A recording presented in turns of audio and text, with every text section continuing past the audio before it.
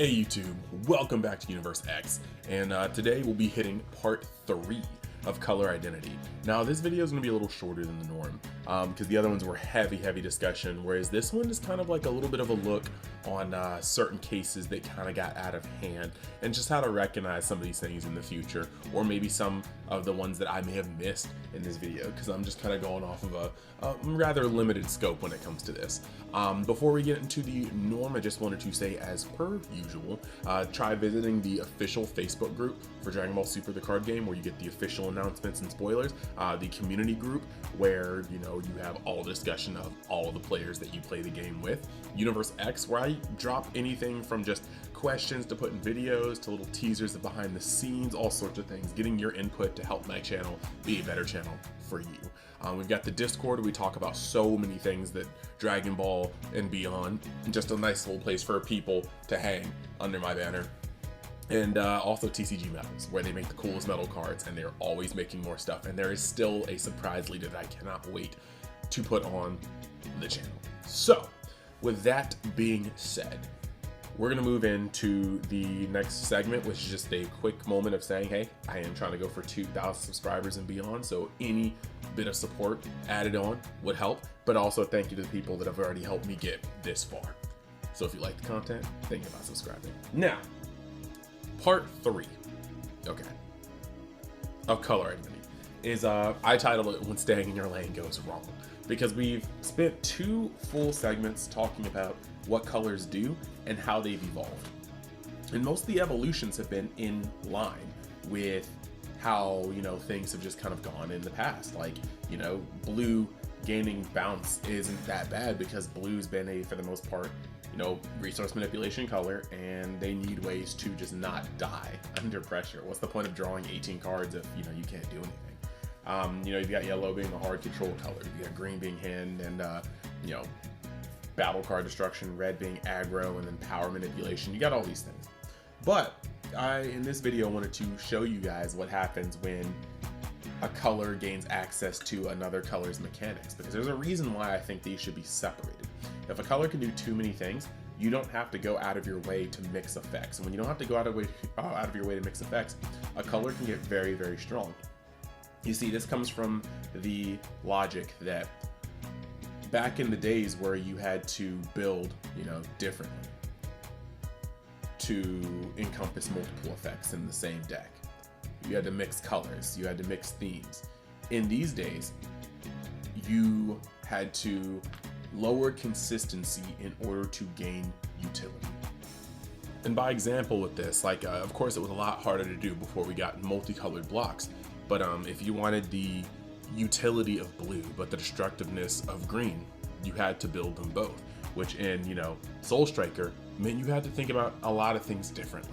Your first charge needs to be blue to maximize your energy with Soul Striker's effect. Your second charge, depending on how close you are to it being awakened, still needs to be blue. You need to start charging green on your 3rd, maybe 4th turns, because you're going to start using your double green cards. And then it moves on from there. Now, multicolored allowed you to have a turn 1 tap charge, which changed the game a little bit. But what I'm trying to say is you still have to build differently when you're trying to incorporate different colors because of their different abilities.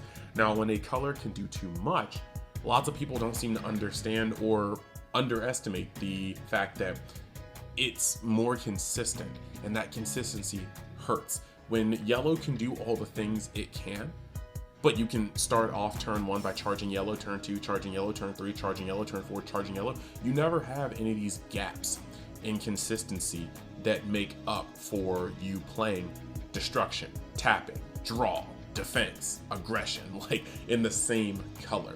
And that becomes kind of an issue, to be honest. Because, like I said, these other decks, you have times where you look at their energy and you're like, okay, you're a 50-50 split between green and blue.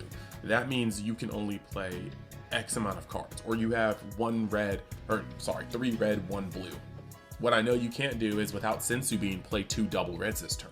So I can kind of see those plays. But no, if red happens to do everything it needs to do, destruction, draw, aggro, and with some bomb defense, 4 red just means any of these things can come out.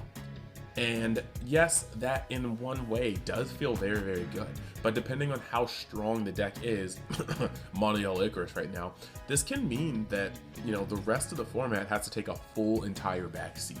Like, we're looking at a format where Icarus can pretty much do anything at once.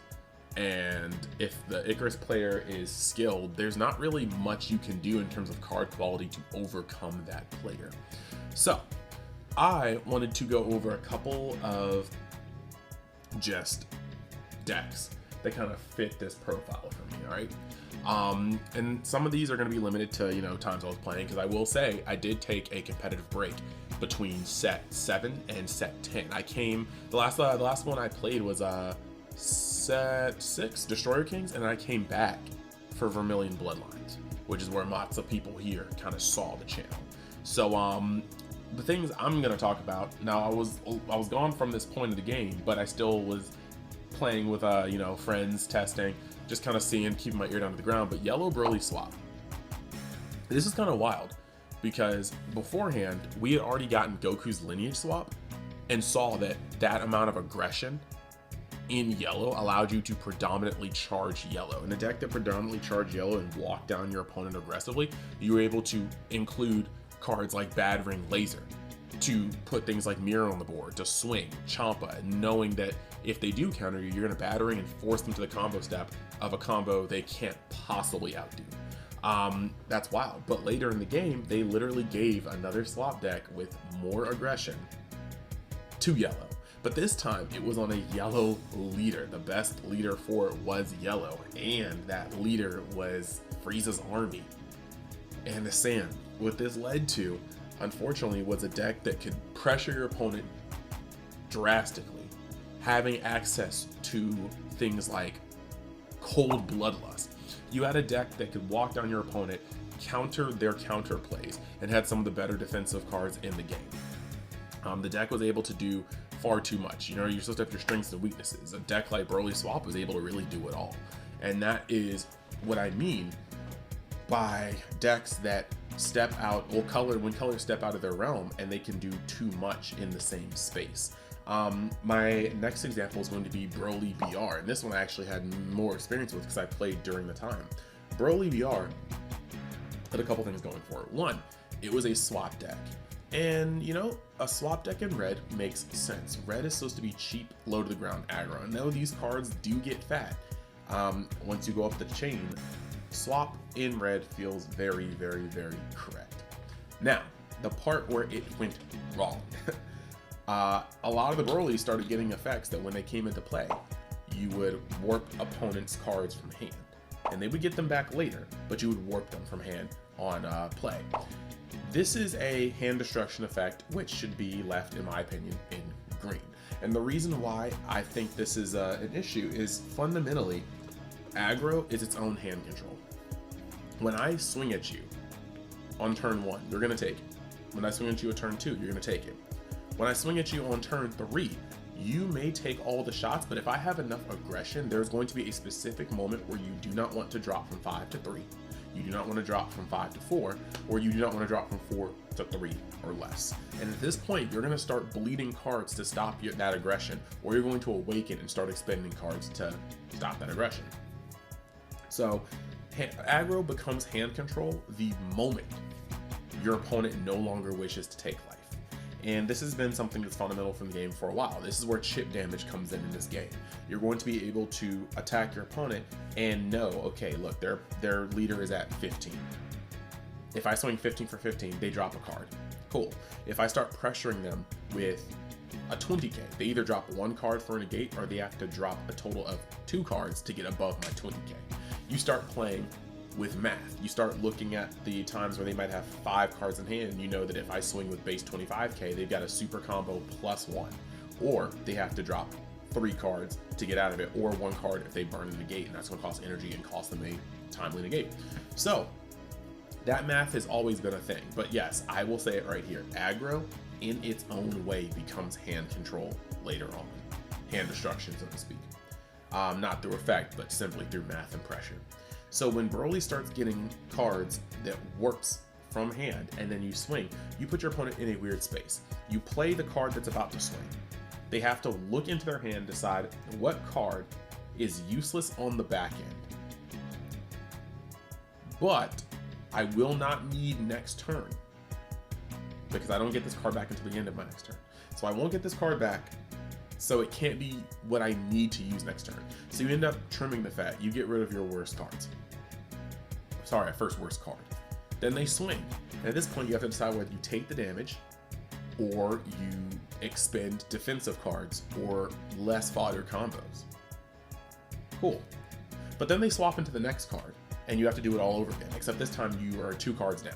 You defended yourself out of 1 swing, maybe even 3 cards down because these guys have servant and they're big, and you had to warp a card, okay? So now they play another card, and you gotta warp another card. And this card is probably going to be more crucial than the card you warped or defended yourself with, all right? And this is how this deck plays. If it establishes a second chain, you're doing the same thing again. Lord help you if you were past 3 energy and they play the top end of the chain and they get to choose cards, because at this point you've gotten rid of so much of your dead cards or less effective cards, and they're just ripping straight gas from your hand, whether it be defensive, whether it be your plays for next turn. So Red Broly was kind of a weird toxic deck because it burned the wick from both ends. You had hand destruction via effect, hand destruction via aggro, and at the end of your game you were left with nothing. You defended yourself with all your defensive cards and some of your good cards. You warped all the bad cards, and guess what? Chances are, unless you were metagaming and you just removed your good cards knowing that you weren't going to win next turn anyway, when you do get your cards back, they're all ineffectual. They're the worst cards in your hand that you chose to get rid of, and now they're back in your hand, not doing diddly. So yeah, Broly Bear was rough. You look at Vegex. Vegex is a deck where, you know, Black's identity was tempo swings, cheap to free tempo swings, but they were fleeting. Vegex got free cards that didn't go anywhere. You just put them on board, cool, and then what? They stayed there. You know, you had blockers, you had super combo, pseudo super combos, you had 19k swingers, and then you were able to over them on top of that. So you fill up your graveyard, that's very Black. You have cheap to free tempo swings, that's very Black. But then they stay on the board, and that became an issue. You would build board presence for nothing, your unison, all these things. And even though Vegex was a problem, they then moved on, and this is my segue into D-Bro. They made Dark Broly, which was crazy because Dark Broly really just did the same thing, except, you know, not as many effects resolving, if I'm not mistaken. Vegex can mill and get 3 effects. Broly is really just kind of, you're playing a Dark Broly for the first turn, 2 turns of the game, you start playing 2 a little later on, and then on the game turn, the final swing, that's when you're swinging with 4 30Ks, swinging with your leader, putting 3 of them into the graveyard, playing 2 more, and then maybe an overall after that. Like, the ceiling on that deck was crazy. But the thing was, they were free, they had huge bodies, and they stayed. That was the one golden rule for playing a Black deck. What you put on the board for free does not get to be kept. And when they went outside of that, they broke it like twice in the same couple of sets, actually. So yeah, I want you guys in the comments to see if you can fetch me any other cases where you feel like color identity was stepped upon and it resulted in a very toxic concept for these decks, because I'm sure there are more.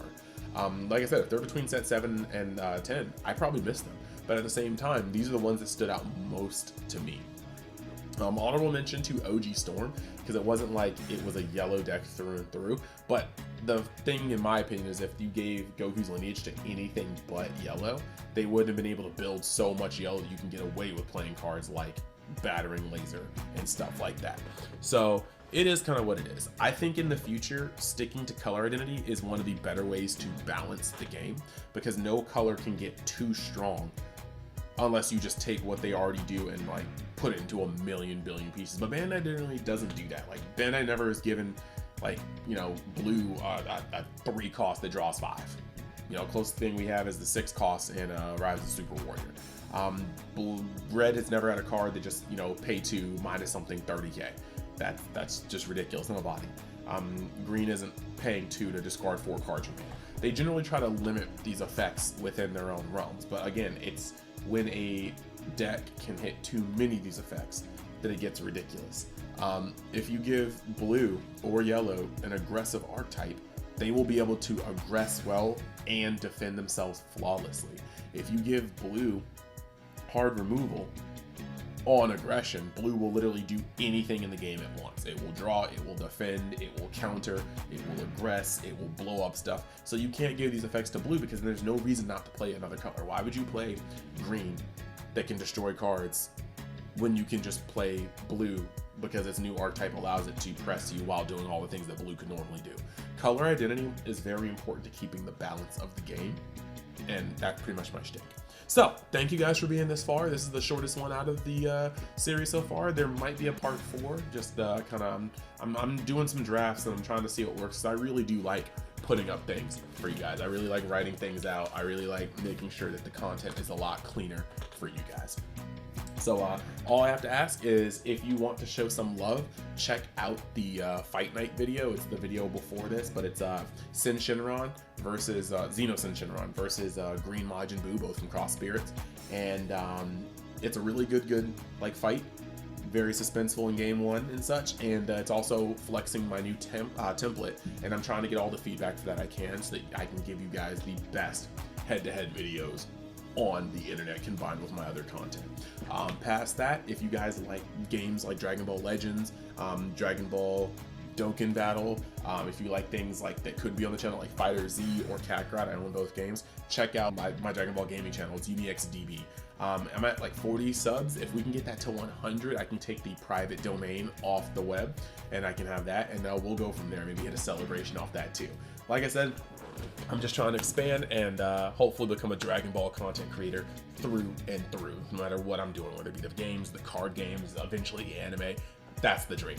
So thank you guys, and I'll see you next time. Peace.